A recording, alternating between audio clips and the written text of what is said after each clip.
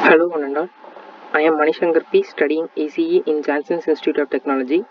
Today, I am going to explain about the universal motors, which is in the purpose of case study for basic electronics and instrumentation engineering. Let us move into this topic. This is the picture of a universal motor. This is based on DC configuration. If you see about the overview of this DC motor, the motors which can be used with a single phase AC source as well as a DC source of supply and voltages are called as universal motor. It is also known as single phase series motor.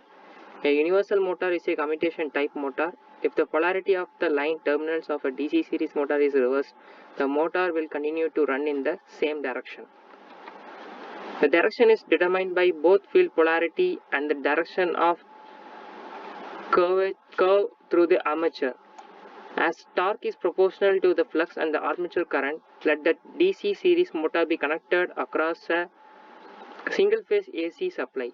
Since the same current flows through the field winding and the armature winding, the AC reversal from positive to negative or vice versa will affect the field flux polarity and the current direction through the armature. The direction of the developed torque will remain positive and direction of the rotation will be as it was before. The nature of the torque will be pulsating and the frequency will be twice that of line frequency. You can see here this is the waveform representation of universal motor.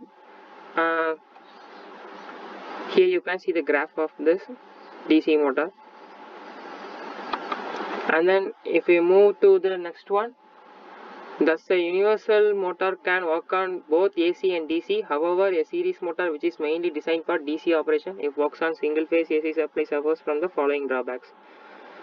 The efficiency becomes low because of hysteresis and eddy current losses. The power factor is low due to the large reactance of the field and the armature windings. The sparking at the brushes is in excess. In order to overcome the above following drawbacks, certain modifications are made in a DC series motor so that it can work even on the AC current. They are as follows. The field core is made up of material having a low hysteresis loss. It is laminated to reduce the eddy current loss. The area of the field pole is increased to reduce the flux density. As a result, the iron loss and the reactive voltage drop are reduced. To get the required torque, the number of conductors in the armature is increased. A compensating winding is used for reduce the above effect of the armature and improving the commutation process. The winding is placed in the stator slot as shown in the figure below. Here you can see the compensating winding.